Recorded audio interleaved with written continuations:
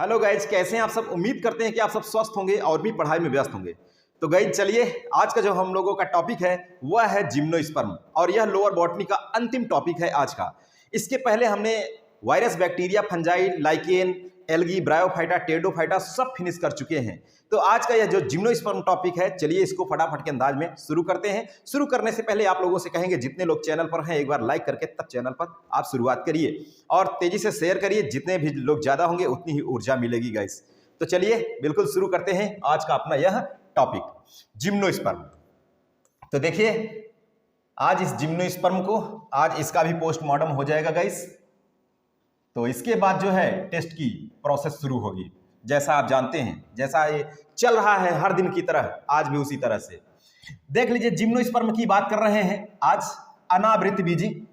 इससे डिवीजन स्पर्मोफाइटा में रखा गया है। किसमें रखा गया है? स्पर्मोफाइटा में रखा गया है, क्योंकि इसमें ही बीज बनने की शुरुआत हो जाती है और यहाँ बीज भी पाया जाता है। लेकिन अब देखिए, सबसे पहले आप यहाँ समझिए, सबसे पहले जब शुरुआत हुई पादप की, उसके पहले भी लेक्चर जो स्टार्ट किया, वायरस बैक्टीरिया, लाइकेन, माइकोप्लाज्मा और ब्लू ग्रीन एल्गी, और उसके बाद फंजाई, फिर एल्गी, फिर ब्रायोफाइटा, फिर टेरिडोफाइटा, यहां तक चले थे। तो गाइस, पौधों की अगर बात करें तो एल्गी से आप देखिए, यहां से एकदम पादप का स्ट्रक्चर देखना शुरू हो जाता है, लेकिन धागेनुमा संरचना थी। यहाँ रूट, स्टेम, लीफ में यह शैवाल डिवाइड नहीं था, जड़, तना, पत्ती विभेदित नहीं था, एक सूत्रबद्ध धागेनुमा संरचना थी इसकी। उसके बाद ब्रायोफाइटा में देखा तो यहाँ जड़ नहीं थी, तना और पत्ती यहाँ पर बिल्कुल थी, और टेरिडोफाइटा में जड़ भी थी, तना भी था और पत्ती भी थी, सब थे। लेकिन यहाँ फल फूल हमको बीज देखने को नहीं मिले थे। ठीक है, थोड़ा सा सीड हैबिट जैसी स्ट्रक्चर यहाँ पर, सीड हैबिट, हेट्रोस्पोरी, इसकी घटना यहां देखने को मिली थी टेरिडोफाइटा में। अब हम बात करने चल रहे हैं जिम्नोस्पर्म। इसे कहते हैं नग्न बीजी पौधे गाइस, इसे कहते हैं नग्न बीजी पौधे। क्या कहते हैं? इसे कहते हैं नग्न बीजी पौधे। नग्न बीजी पौधे क्यों कहते हैं? क्योंकि इसमें बीज बनता है, सीड का फॉर्मेशन होता है, लेकिन नग्न होता है। नग्न क्यों होता है? इस साइंटिफिक भाषा को कैसे हम अपनी भाषा में समझेंगे। देखिए, बीज होता है, बीज के ऊपर जो आवरण होता है, देखिए पहले ओवरी होती है। क्या होती है? ओवरी। अब इस संरचना को अगर हम सही तरीके से समझना चाहें तो ऐसा आप समझ सकते हो, देखिए ऐसा, इस तरीके से ओवरी। ये है ओवरी गाइस, ओवरी, और ये है स्टिग्मा, और ये है स्टाइल, स्टिग्मा, स्टाइल, ओवरी। और ओवरी के अंदर ही बनती है क्या? ओयूल। क्या होती है गाइस? ओयूल। अब जब ओयूल, यहाँ पोलन ग्रेन आता है इसके अंदर, जब ये फ्यूज करती है, इससे फ्यूज होती है, तब यहाँ बनता है सीड। क्या बनता है गाइस? ये बनता है यहाँ सीड। तो सीड तो बन जाता है, लेकिन नग्न होता है। क्यों? क्योंकि यहाँ पर ओवरी नहीं होती है। इस कारण से इसे जिम्नोस्पर्म कहते हैं, नग्न बीजी पौधे कहते हैं, क्योंकि यहाँ पर देखिए ओवरी से विकास होता है फल का। इसका विकास, ओवरी से विकास होता है फल का, और ओयूल से विकास होता है सीड का। तो यहाँ सीड तो बनता है, लेकिन फल नहीं बनता है। ठीक है, फल यहाँ पर देखने को नहीं मिलता है। अब सब पूरी तरीके से विकसित पौधे जो देखने को मिलेंगे वो आपको मिलेंगे एंजियोस्पर्म में। किसमें देखने को मिलेंगे गाइस? वो मिलेंगे एंजियोस्पर्म। यहाँ जड़, तना, पत्ती, फल, फूल, पुष्पक्रम, बीज, सब कुछ यहाँ डेवलप हो जाता है। तो अब यहाँ चलते हैं, आज स्टार्ट कर रहे हैं हम लोग गाइस जिम्नोस्पर्म को। तो थोड़ा सा अच्छे से बैठ जाइए सुकून से, तब पूरे लेक्चर को आप समझ पाएंगे। ये बेसिक चीजें आपको पता होनी चाहिए। तो चलिए, जिम्नोस्पर्म डिवीजन स्पर्मोफाइटा में रखा गया इसको, क्योंकि यहां से बीज बनना शुरू हुआ। Term gymnosperm given by Theophrastus. Gymnosperm जो टर्म है किसके द्वारा दिया गया? थियोफ्रास्टस के द्वारा दिया गया टर्म जिम्नोस्पर्म। ये एवरग्रीन ट्री कहलाते हैं। एवरग्रीन का मतलब क्या है? सदाबहार पौधे।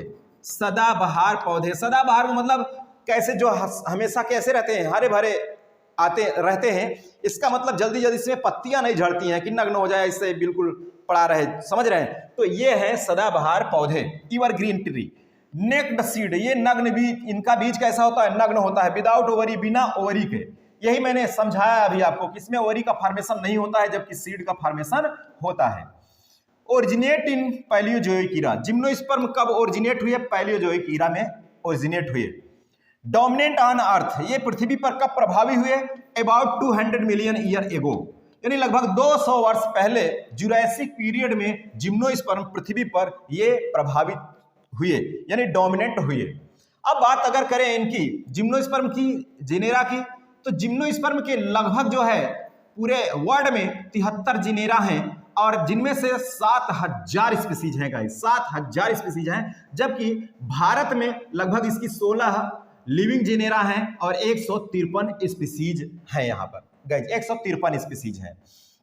अब बात करें आगे, तो एज ऑफ हायर जिम्नोस्पर्म किसको कहा जाता है? एज ऑफ हायर जिम्नोस्पर्म कहा जाता है मिसोजोइक इरा को।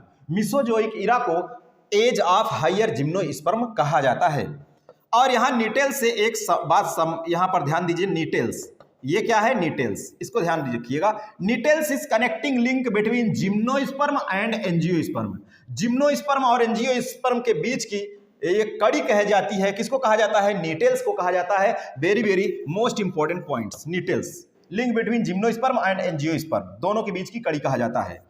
फाउंड ऑल ओवर वर्ल्ड, ये पूरे विश्व में पाया जाता है। जिम्नोस्पर्म रिस्ट्रिक्टेड, कहां पर प्रतिबंधित है? In northern and eastern hemisphere, यानी नॉर्दर्न और ईस्टर्न हेमिस्फीयर पर यह नहीं पाया जाता है, वहां यह प्रतिबंधित है।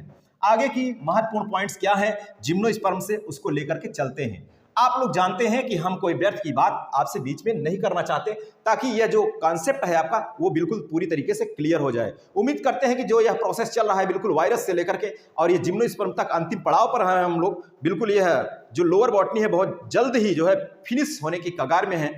तो इसे देखिए जरा और पूरी तरीके से आप समझ जाएंगे। यदि आप लेक्चर नहीं देखें तो आप जा करके पूरे लेक्चर देख सकते हैं। फॉसिल अथवा एक्सटिंक्ट यानी फॉसिल जीवाश्म अथवा विलुप्त जो कुछ हो गए हैं टेडोफाइट्स, वो कौन कौन से हैं? वो ऑर्डर इसके हैं, जैसे टेडोस्पर्नेल्स अथवा साइकेडोफिलिकल्स और कार्डिएटियल्स और बेनिटियल्स। ये जो है कैसे हैं? फॉसिल और अथवा एक्सटिंक्ट है गाइस, इसे आप ध्यान रखिएगा। अब यहाँ लिविंग और फॉसिल दोनों रूपों में कौन पाए जाते हैं गाइस? तो लिविंग एंड फॉसिल दोनों रूपों में कौन पाए जाते हैं? जैसे साइकेडेल्स, जिंगोयल्स, कोनिफरेल्स। साइकेडेल्स, जिंगोयल्स और कोनिफरेल्स ये तीनों लिविंग और फॉसिल दोनों रूपों में पाए जाते हैं। लिविंग फॉसिल कौन है गाइस? लिविंग फॉसिल जीवित जीवाश्म में किसे कहा जाता है? ये प्रश्न बन गया था, ये उदाहरण देकर इन्हीं का एग्जाम्पल है, इन्हीं में से। तो साइकस, जिंगोबाइलोबा, ये सबसे ज्यादा पूछा गया। जिंगोबाइलोबा और साइकस सबसे ज्यादा ये पूछा गया है कि लिविंग फॉसिल कौन है। तो साइकस, जिंगोबाइलोबा और मेटासिकोया ये कैसे हैं? जीवित जीवाश्म है गाइस। अब हैबिट और हैबिटेट की हम बात करेंगे। इसके जिम्नोस्पर्म के हैबिट और हैबिटेट की बात करेंगे। हैबिटेट की बात करें तो वर्ल्ड वाइड ये पूरे विश्व में है। मोस्ट अबंडेंट यानी बहुतायत रूप में कहां मिलता है? टेम्परेट रीजन में। कहां पाया जाता है? टेम्परेट रीजन में यह मोस्ट अबंडेंट होता है, बहुतायत यह मिलता है, प्रचुर मात्रा में पाया जाता है, ठीक है, टेम्परेट रीजन में। एंड एवरग्रीन स्लो ग्रोविंग, ये सदाबहार पौधे हैं और इनमें जो वृद्धि होती है बहुत धीमी धीमी वृद्धि होती है। आप लोग देखेंगे कि घरों में कुछ ताड़ जैसा वृक्ष होता है, उसे लोग छोटे छोटे ही रहते हैं, उसे रखे रहते हैं, वह जल्दी से ना तो वृद्धि कर जाता है, बड़ा हो जाता है गाइस, ना उसकी पत्तियां झड़ती हैं, तो सजावटी के रूप में भी बहुत तेजी से उसे प्रयोग करते हैं। तो ऑर्नामेंटल पौधे हैं, तो वही हैं कौन से? जिम्नोस्पर्म की अलग अलग प्रजातियां हैं, वो जिम्नोस्पर्म की अलग अलग प्रजातियां हैं। मोस्टली पेरिनियल टॉल ट्री, ये मुख्य रूप से बहुवर्षीय होते हैं और लंबे वृक्ष भी होते हैं, ये लंबे वृक्ष भी होते हैं। समटाइम्स सर्ब, ये कुछ जो है झाड़ी के रूप में भी होते हैं, जैसे इफेड्रा जो है ये जिम्नोस्पर्म की स्पीसीज कैसी होती है? श्रब होती है, झाड़ी के रूप में होती है। रेयरली, बहुत कम जो है हर्ब के रूप में होते हैं, शाक के रूप में होते हैं, बहुत कम ही शाकीय रूप में पाए जाते हैं। जैसे जैमिया पिग्मिया कैसा है? ये हर्बेसियस है, हर्बेसियस जिम्नोस्पर्म है। अगर इसके वुड की बात करें तो जीरोफाइटिक होती है। कैसी होती है? जीरोफाइटिक होती है। इनमें सनकिन स्टोमेटा पाया जाता है guys, very very most important. ये जिम्नोस्पर्म है तो जिम्नोस्पर्म जीरोफाइटिक नेचर का होता है और इसमें सनकिन स्टोमेटा पाया जाता है। धंसे प्रकार के रंध्र पाए जाते हैं इसमें। क्यों पाया जाता है? क्योंकि जल्दी से पानी का ह्रास न हो पाए, तो यह स्टोमेटा है तो जल्दी से पानी का ह्रास नहीं हो पाता है। वेल डेवलप वास्कुलर बंडल, हाँ यहाँ पर देखिए सबसे महत्वपूर्ण पॉइंट कि यहाँ वैस्कुलर बंडल पूर्ण विकसित प्रकार के पाए गए, लेकिन अभी कुछ एक्सेप्शन भी हैं। क्या एक्सेप्शन है आगे देखते हैं कि कहाँ जाइलम में वेसल और फ्लोएम में कंपेनियन सेल कहाँ एब्सेंट होती है।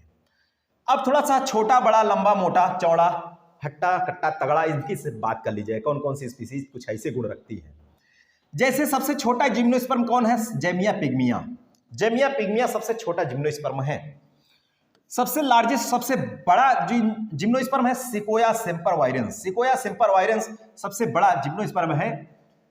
इसे कॉस्ट रेडवुड ऑफ जिम्नोस्पर्म भी कहा जाता है। कॉस्ट रेडवुड ऑफ जिम्नोस्पर्म भी कहा जाता है। ये लगभग 366 फीट के होता है, 366 फीट तक होता है, ठीक है। और जीरो फाइटिंग नेचर का कौन होता है गाइज? वेलवेटचिया होता है। कौन सा? वेलवेटचिया होता है।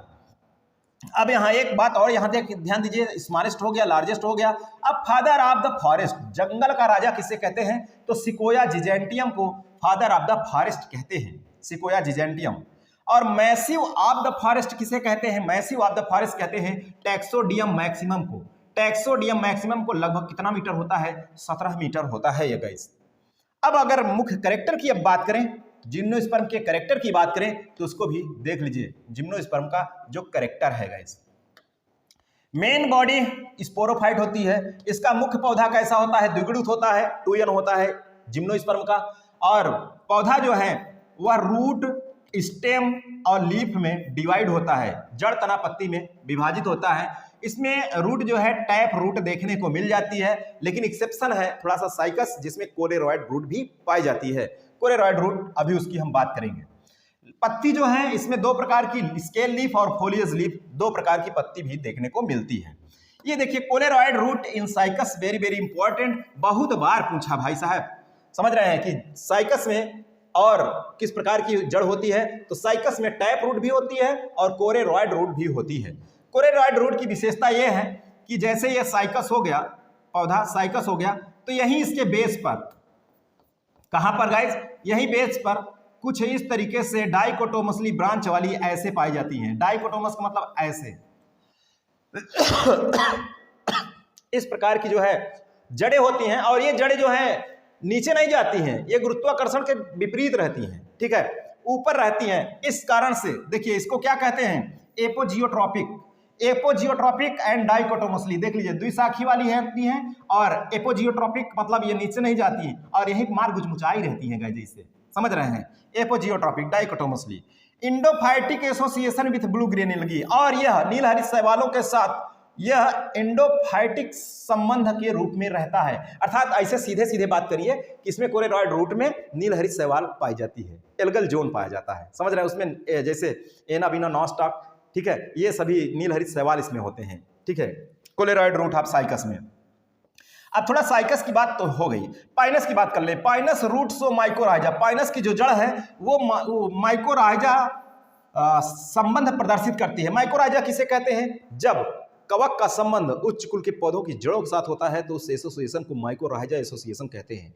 तो आप यूं समझिए कि ये जो जिम्नोस्पर्म है साइकस के साथ तो भैया ब्लू ग्रीन एल्गी हो गया जो कोलेरॉइड रूट में है, और पाइनस में, पाइनस जो है वो माइकोराइजल एसोसिएशन दर्शाता है, समझ रहे हैं? और ये माइकोराइजल एसोसिएशन दो प्रकार का होता है, एक इक्टोट्रॉपिक और एक इंडोट्रॉपिक। इक्टोट्रॉपिक का मतलब जब वो फंगस का संबंध बाहर बाहर हो, इक्टोट्रॉपिक जब फंगस का संबंध अंदर से घुस के हो जाए तो इंडोट्रॉपिक। तो देख लीजिए माइकोराइजा ये इक्टोट्रॉपिक के रूप में मोस्टली होता है, बट लेकिन आरोकेरिया में इंडोट्रॉपिक माइकोराइजल एसोसिएशन देखने को मिलता है। Very very most important for PGT के लिए तो एकदम ही मोस्ट इंपॉर्टेंट है, और important for TGT also.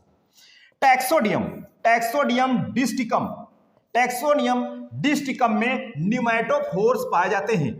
P silent है गाइस।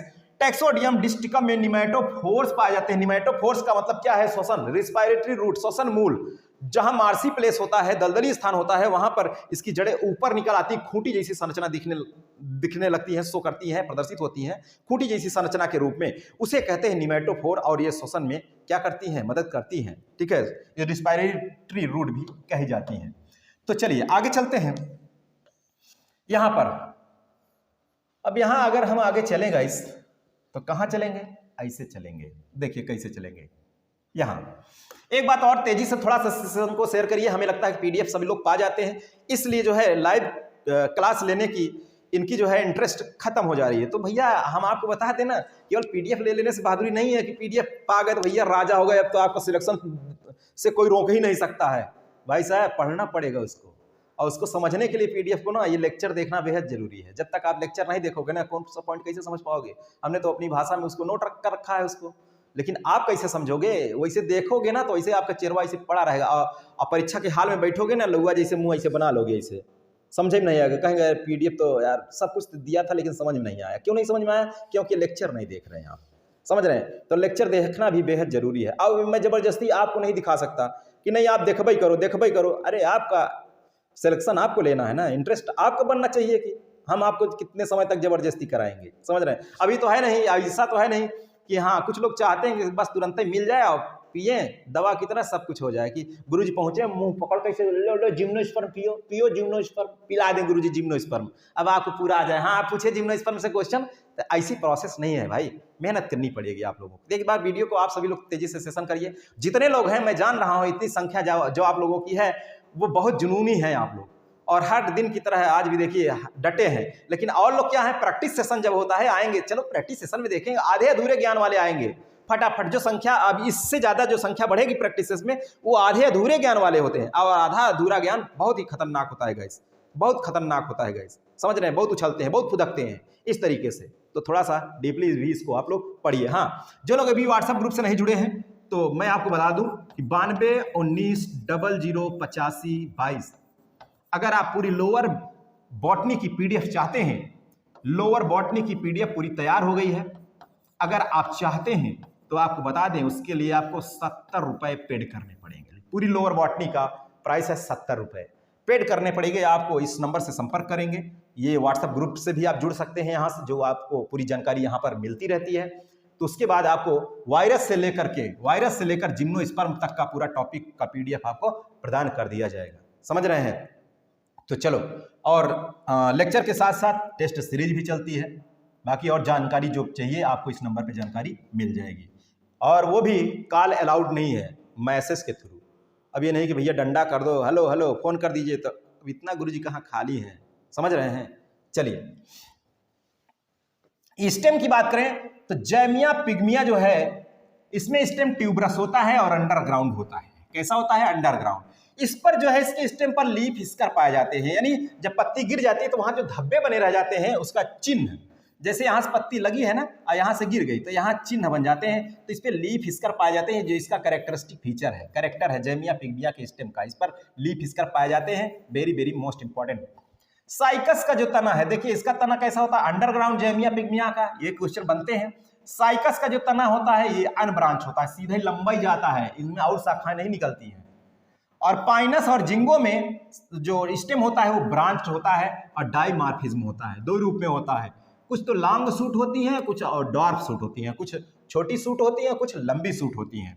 और अब पत्ती की बात करें, रूट की बात कर लिया था, वहां साइकस में जो है कोलेरॉइड रूट पाई गई थी, अन्य में जो है टैप रूट थी सभी में।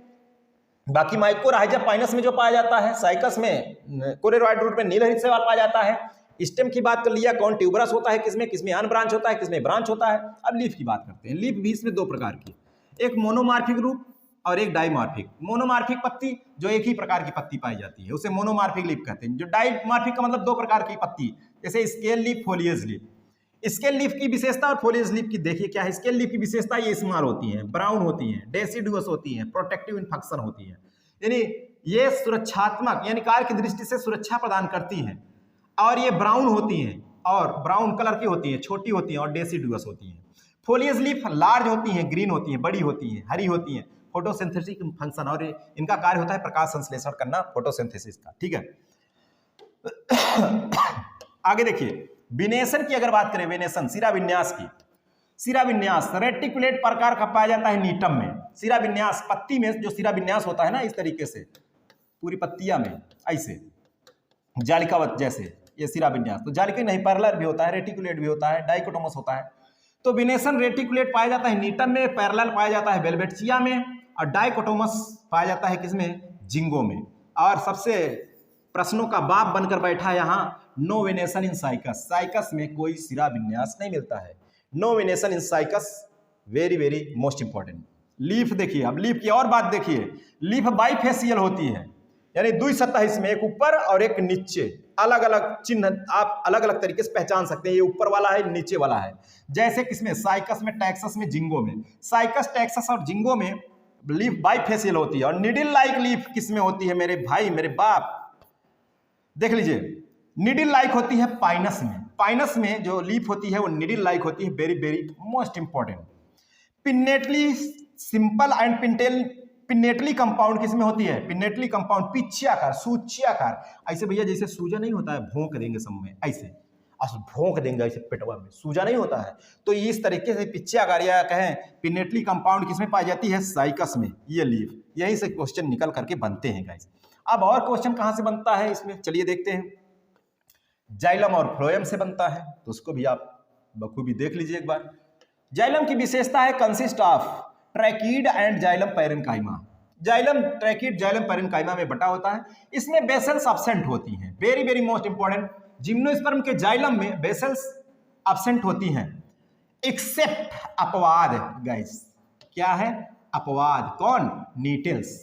नीटेल्स इसका एक्सेप्शन है, इसका मतलब नीटेल्स में बेसल्स प्रेजेंट होती हैं, नीटेल्स में बेसल्स प्रेजेंट होती हैं। और नीटेल्स में जैसे नीटम में, फेड्रा में, वेलवेटिया में, इन सभी में वेसल क्या होती हैं, वेसल्स गाइस प्रेजेंट होती हैं, इन सभी में वेसल्स प्रेजेंट होती हैं।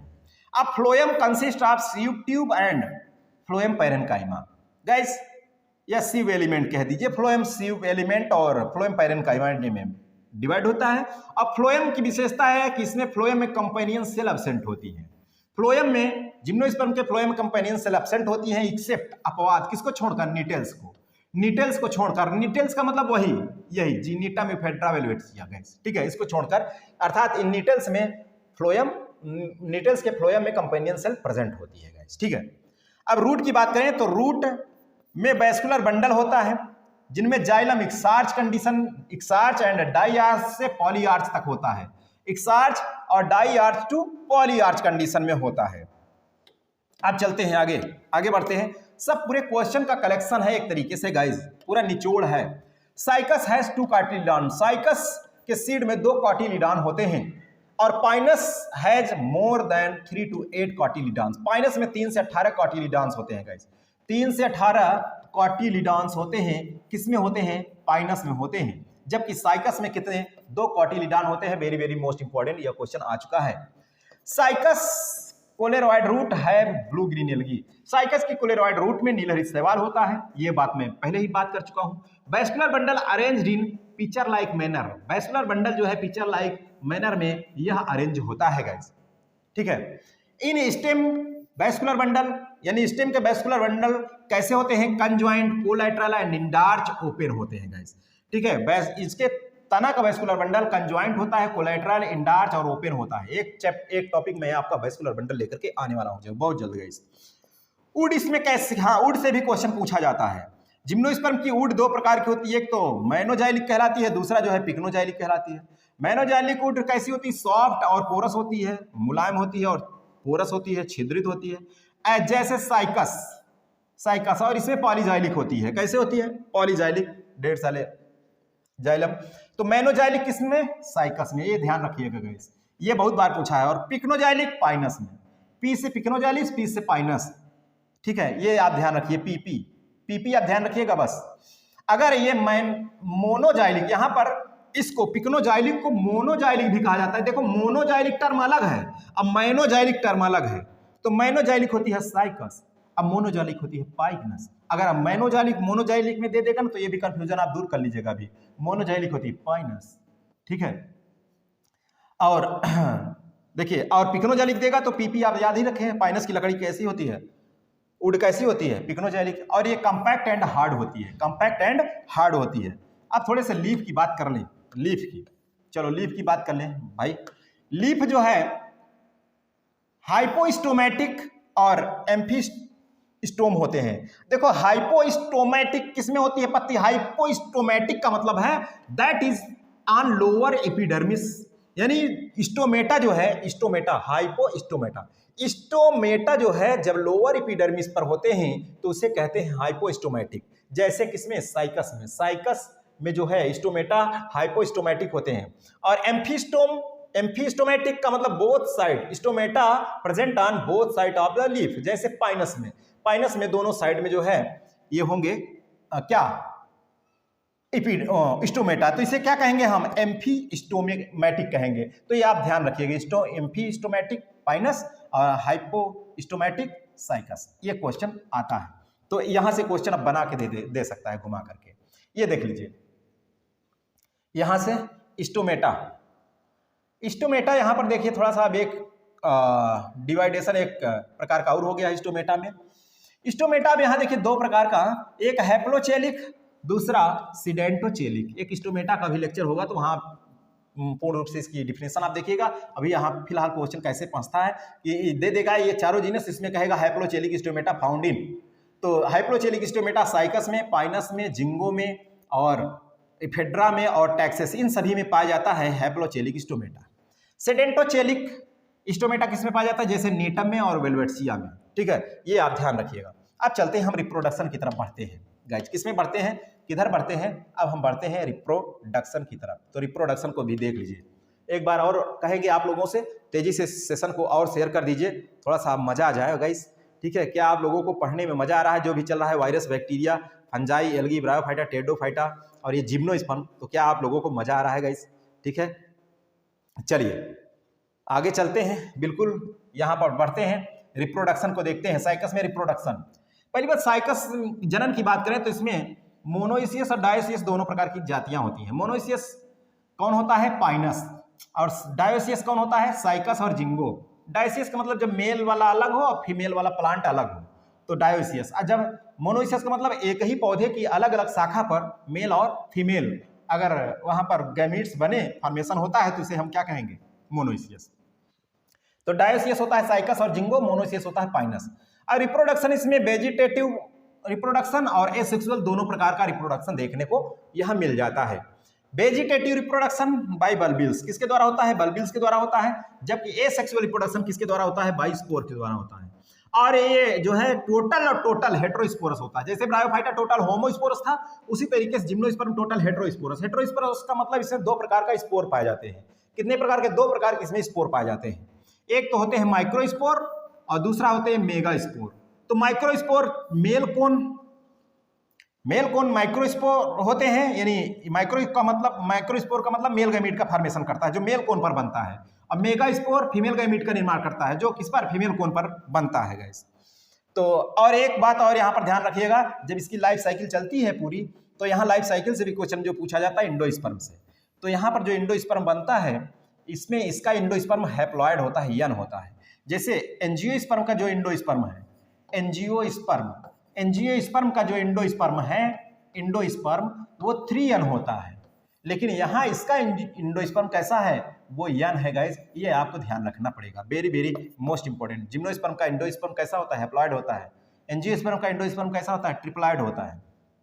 तो चलो आगे चलते हैं गाइस, आगे चलते हैं। अब थोड़ा ओयूल से संबंधित क्वेश्चन कुछ है, इसको भी देख लिया जाए। देखिए ओयूल की बात करें, डिजांड आर्थोट्रोपस प्रकार का ओयूल पाया जाता है साइकस में, जिंगो में, टैक्सस में।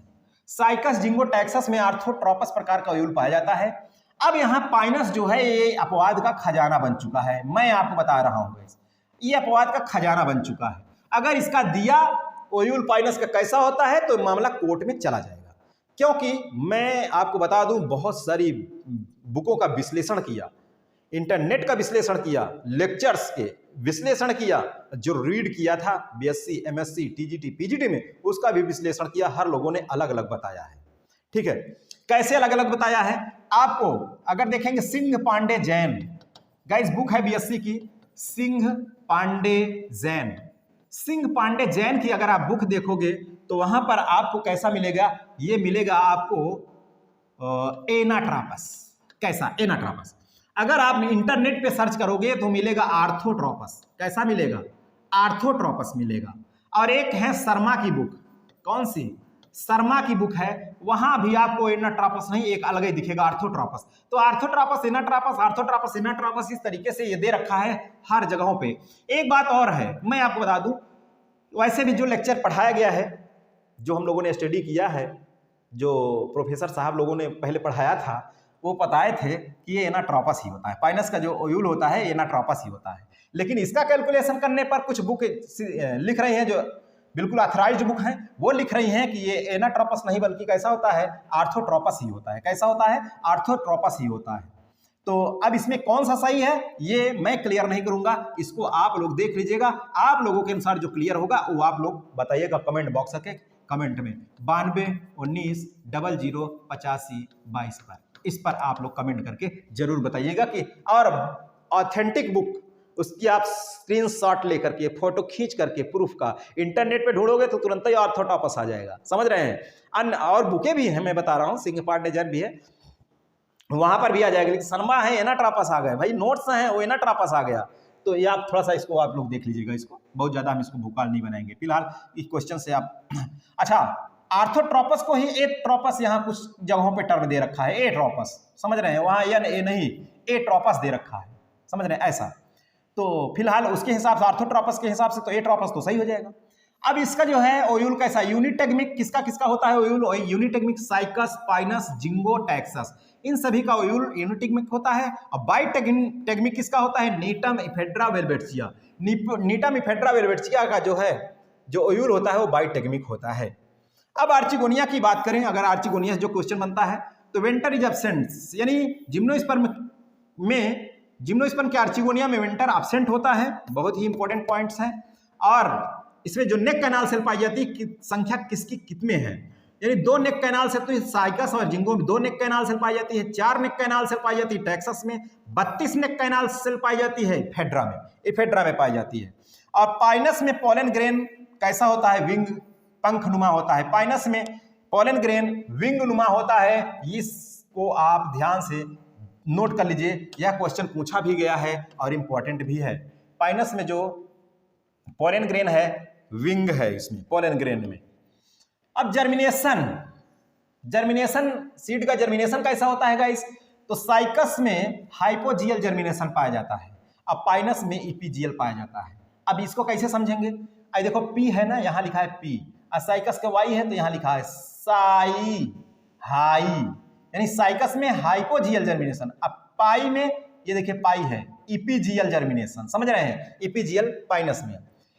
और यहां थोड़ा सा एक पॉइंट्स और है कि वीवी पैरस घटना किसमें पाई जाती है, किस जिम्नोस्पर्म में, तो इफेड्रा ट्राइफर्केट में वीवी पैरस की घटना देखने को मिलती है। और इसमें जो है स्पोरेंजिया की जो डेवलपमेंट है यू स्पोरेंजिएट प्रकार का होता है, ट्रांसफ्यूजन टिश्यू किसमें पाया जाता है गाइस, तो transfusion tissue is present in the leaf of Cycas and Pinus, Cycas और पाइनस के लीफ में ट्रांसफ्यूजन टिश्यू पाया जाता है। Fertilization occur by pollen tube, इसमें फर्टिलाइजेशन ट्यूब के द्वारा होता है, और ट्यूब के द्वारा जब फर्टिलाइजेशन होता है तो उसे सिफोनोगेमी कहते हैं। क्या कहते हैं, सिफोनोगेमी। अब ये तो फर्टिलाइजेशन की बात हो गया। अब पॉलिनेशन कैसा होता है, पॉलिनेशन इज एनिमोफिलस, अर्थात बाय विंड के द्वारा, यानी इसमें पॉलिनेशन विंड के द्वारा होता है, by anemophilous. Alternation of generation gymnosperm में हेट्रोमॉर्फिक प्रकार का होता है, और लाइफ साइकिल इसमें डिप्लोहैप्लॉन्टिक प्रकार की होती है, जबकि इसमें मियोसिस स्पोरोजेनिक मियोसिस होती है। कैसी होती है, स्पोरोजेनिक मियोसिस होती है। और इसमें एक पॉइंट्स और है, development of oospore is meroblastic, इसमें oospore का डेवलपमेंट जो है वो मीरोब्लास्टिक प्रकार का होता है गाइस। चलिए इतना हो गया।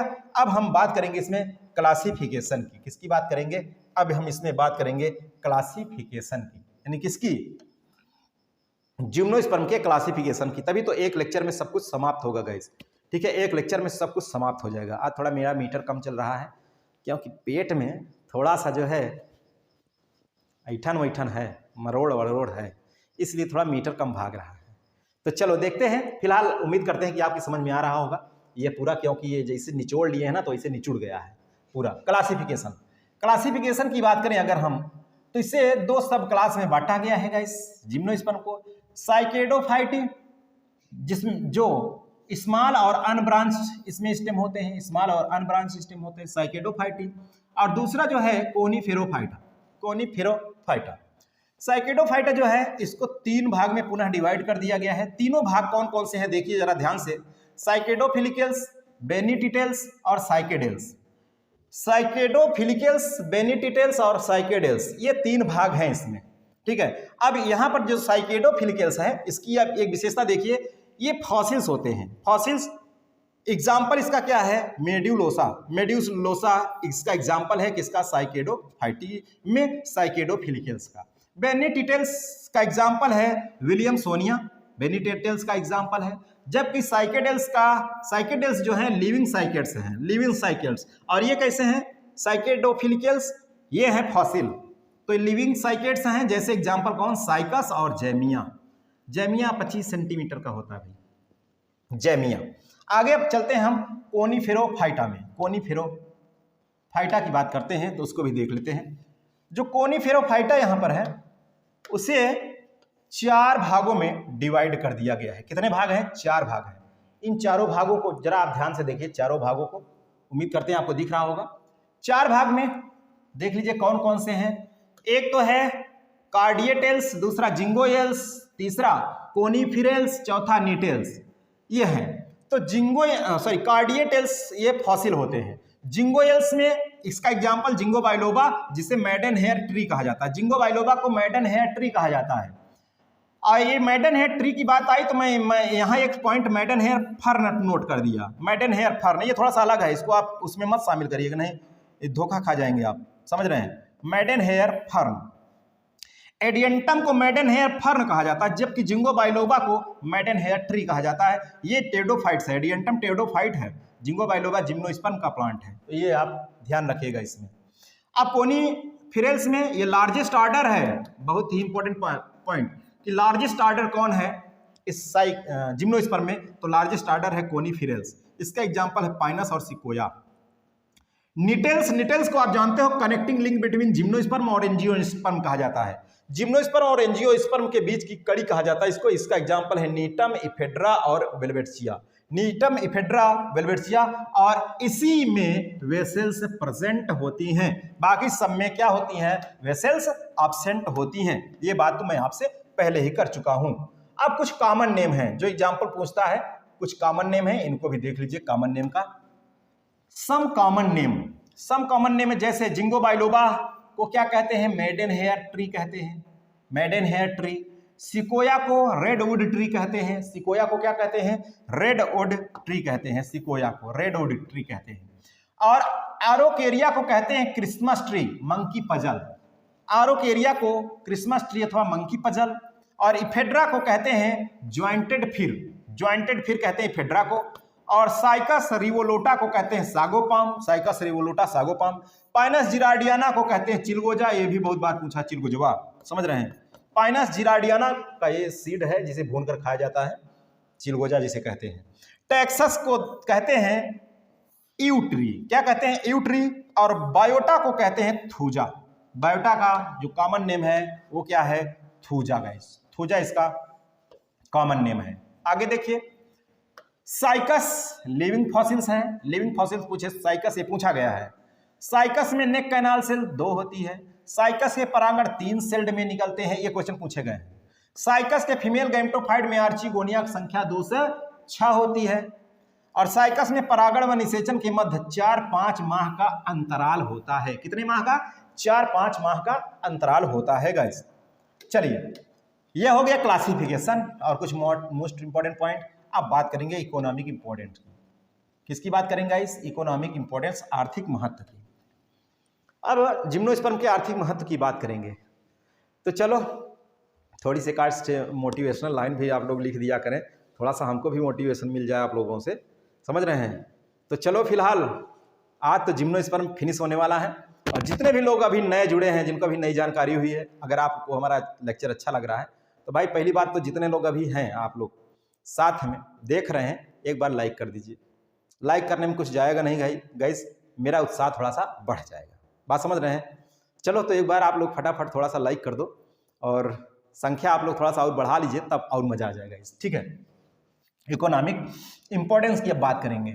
अच्छा, जिससे भी संपर्क करना हो, जो भी नहीं संपर्क कर पाए हैं, 92 19 00 85 22, इस पर आप व्हाट्सएप ग्रुप है, इस पर आप जुड़ सकते हैं कि हमें व्हाट्सएप ग्रुप में ज्वाइन कर लीजिए सर। या आपको पूरी लोअर बॉटनी की पीडीएफ चाहिएगा, इस लोअर बॉटनी की पूरी पीडीएफ चाहिए तो मैं आपको बता चुका हूं, लोअर बॉटनी की पीडीएफ पूरी 70 रुपए में आपको मिलेगी। कितने रुपए में? 70 रुपए में आपको मिल जाएगी पूरी लोअर बॉटनी की पीडीएफ। और इसी नंबर पर आप मैसेज करेंगे, आपको स्कैनर भेजा जाएगा, स्कैन कर इस पर उसका पे आप जो करेंगे, पेड का इस पैसे का जो पे करेंगे, इसका स्क्रीनशॉट इसी नंबर पर भेजना पड़ेगा, तो आपको पीडीएफ भेज दी जाएगी।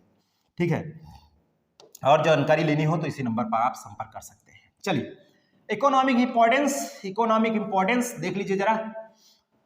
कुछ आर्थिक ऑर्नामेंटल प्लांट्स हैं, कुछ वुड लकड़ी देने वाले हैं, किसी का फर्नीचर बनता है, किसी से रेजिन निकाला जाता है, तो ऐसे किसी से औषधि निकाला जाता है, किसी से तेल निकाला जाता है, समझ रहे हैं, बहुत सारे इसका इकोनॉमिक इंपॉर्टेंस है। तो देख लीजिए, ऑर्नामेंटल प्लांट में कौन है सजावटी के रूप में, जैसे साइकस रिवोल्यूटा, आरोकेरिया कुकी और आरोकेना जिसे मंकी पजल कहते हैं, और जिंगो बाइलोबा और आरोकेरिया बिडविली और क्रिप्टोमेरिया जापानिका और क्यूप्रेसस, आरोकेरिया एक्सेल्सा जिसे क्रिसमस ट्री कहते हैं, और थूजा, ये सभी कैसे हैं ऑर्नामेंटल, इसे लगा के सजाने के लिए रखा जाता है। भैया घरों में रख दें, हमारे रिश्तेदार मेहमान सब आएंगे ना, देखेंगे बहुत अच्छा सुंदर सा घर है, बहुत प्यारा सा घर है, ऐसा इसलिए सजा कर इसको रख दिया जाता है। वुड जो लकड़ी देते हैं, जैसे रेलवे स्लीपर, रेलवे पटरिया बनती है ना, तो वहाँ रेलवे पटरिया बनती है तो इसे नीचे नहीं बिछाया जाता है, तो रेलवे स्लीपर में किसका वुड का यूज किया जाता है? सिड्रस देवदार इस लकड़ी का यूज रेलवे स्लीपर में किया जाता है। और स्यूडोसूजा टैक्सीफेरस का यूज प्लाईवुड बनाने में किया जाता है, लंबी लंबी चपटी चौड़ी प्लाईवुड बनाने में किया जाता है स्यूडोसूजा टैक्सीफेरस का। जूनिपेरस वर्जियाना, इसका यूज पेंसिल बनाने में किया जाता है। एगैथस ऑस्ट्रेलिस, इसका यूज टिम्बर के रूप में किया जाता है। और फर्नीचर में किसका यूज, जैसे पाइनस रॉक्सबर्गाई, पाइनस बेलिचियाना। पाइनस रॉक्सबर्गाई इसका नाम है चीड़, क्या नाम है? चीड़। और कैल, पाइनस बेलिचियाना इसका नाम क्या है? कैल। तो ये भी आप ध्यान रखिएगा, बहुत ही इंपॉर्टेंट पॉइंट्स है। चलिए, रेजिन किनसे निकाला जाता है, इसको भी देख लीजिए। रेजिन कोपाल कहते हैं। काउरी कोपाल्स किससे प्राप्त होता है? एगैथिस ऑस्ट्रेलिस से, और एगैथिस अल्बा से मनीला कोपाल प्राप्त होता है। एगैथिस अल्बा से मनीला कोपाल और एगैथिस ऑस्ट्रेलिस से काउरी कोपाल। अंबर किससे प्राप्त होता है? पिनिटिस सक्सिनिफेरा और पीसिया रूबेंस, जिसे स्प्रू गम कहते हैं, पीसिया रूबेंस को। इससे क्या प्राप्त होता है? अंबर। टर्पेंटाइन, तारपीन का तेल, और ये प्राप्त होता है पाइनस की स्पीसीज से, मुख्य रूप से पाइनस की प्रजातियों से प्राप्त होता है क्या? टर्पेंटाइन। अब देखिए यहाँ बोर्डेक्स टर्पेंटाइन कई प्रकार की है, जैसे बोर्डेक्स टर्पेंटाइन प्राप्त होती है पाइनस पिनास्टर से, और वेनेसन टर्पेंटाइन प्राप्त होता है लैरिक्स डेसिडुआ से, और टर्पेंटीन प्राप्त होता है पाइनस ऑस्ट्रेलिस से। गाइस, ये 3 प्रकार का। ऑयल किससे प्राप्त होता है? ये सब जिम्नोस्पर्म के जो है जीनस हैं, सब यूजफुल हैं।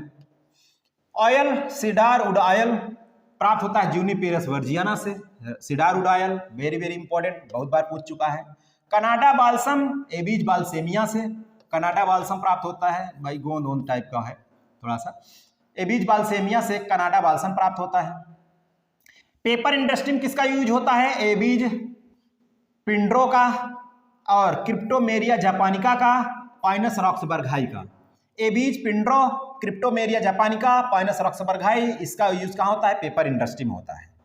और कुछ इडिबल हैं, इडिबल खाने के लिए कुछ इसके अलग अलग भाग को खाया जाता है, जैसे पाइनस जिरार्डियाना है, इसे चिलगोजा कहते हैं, इसका इडिबल के रूप में यूज होता है। असाइकस रिवोल्यूटा है, जिसे सागोपाम कहते हैं, इसका इडिबल के रूप में यूज होता है। मेडिसिन के रूप में जैसे इफेड्रीन फ्रॉम इफेड्रा से क्या प्राप्त होती है? Ephedrine. Thuja leaves use in asthma में किसका यूज किया जाता है? थूजा की पत्तियों का यूज अस्थमा में किया जाता है। तो इतने हो गए, आगे बढ़ते हैं गाइस। ये तो फिनिश हो गया। थोड़ा सा एक टर्म है, इस टर्म को समझने के लिए थोड़ा सा आप देख लीजिए। क्या एक टर्म है यहाँ एक्सार्च, एक टर्म है इंडार्च, या कह लीजिए टर्म है सेंट्रीपिटल जाइलम और एक टर्म है सेंट्रीफ्यूगल जाइलम। इसमें बड़ा कंफ्यूजन होता है, इसलिए इसको थोड़ा सा आप समझ लीजिए। ठीक है। Root of vascular plant, vascular पौधों के जड़ों का कैरेक्टर है और यह कैरेक्टर है स्टेम का। ठीक है, स्टेम का कैरेक्टर है सेंट्रीफ्यूगल जाइलम, स्टेम का कैरेक्टर है और ये रूट का कैरेक्टर है सेंट्रीपिटल जाइलम। देखिए जब प्रोटोजाइलम, ये देखिए जैसे ऐसे अगर ये बना जाइलम तो ये सॉरी वैस्कुलर बंडल है, इसमें ये है प्रोटोजाइलम बाहर की तरफ प्रोटोजाइलम, और मेटाजाइलम कहाँ अंदर की तरफ। ये देखिए अंदर की तरफ है ना, ये अंदर है और ये बाहर है। जब प्रोटोजाइलम बाहर की तरफ हो और मेटाजाइलम अंदर की तरफ हो इस तरीके से वैस्कुलर बंडल में, तब इस कंडीशन को कहते हैं एक्सचार्ज, और इस प्रकार के जाइलम को कहते हैं सेंट्रीपिटल जाइलम। क्या कहते हैं? Centripetal xylem. और जब प्रोटोजाइलम यही अंदर की तरफ हो जाए और मेटाजाइलम बाहर की तरफ हो जाए, ये प्रोटोजाइलम अंदर की तरफ, इस कंडीशन को इंडार्च कहते हैं। और इस प्रकार का जाइलम क्या कहलाता है? Centrifugal xylem. और ये इसका एग्जाम्पल, किसका एग्जाम्पल है? स्टेम का। तो गाइस इतनी बातें हो चुकी आप सबके बीच में, और यह टॉपिक जो है जिम्नोस्पर्म पूरी तरीके से खत्म हो गया।